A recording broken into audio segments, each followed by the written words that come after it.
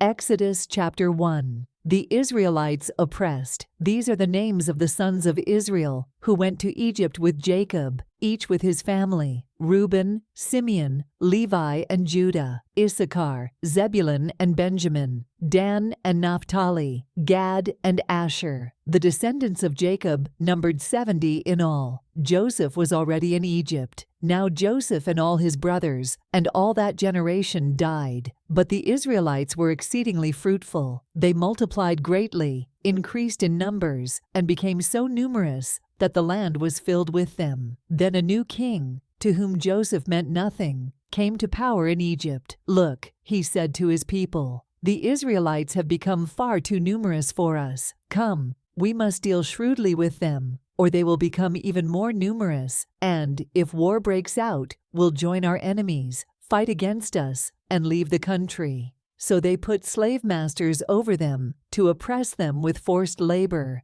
And they built Pithom and Ramesses as store cities for Pharaoh. But the more they were oppressed, the more they multiplied and spread. So the Egyptians came to dread the Israelites and worked them ruthlessly. They made their lives bitter with harsh labor in brick and mortar and with all kinds of work in the fields. In all their harsh labor, the Egyptians worked them ruthlessly. The king of Egypt said to the Hebrew midwives, whose names were Shiphrah and Puah, "When you are helping the Hebrew women during childbirth on the delivery stool, if you see that the baby is a boy, kill him. But if it is a girl, let her live." The midwives, however, feared God and did not do what the king of Egypt had told them to do. They let the boys live. Then the king of Egypt summoned the midwives and asked them, "Why have you done this? Why have you let the boys live?" The midwives answered Pharaoh, "Hebrew women are not like Egyptian women. They are vigorous and give birth before the midwives arrive."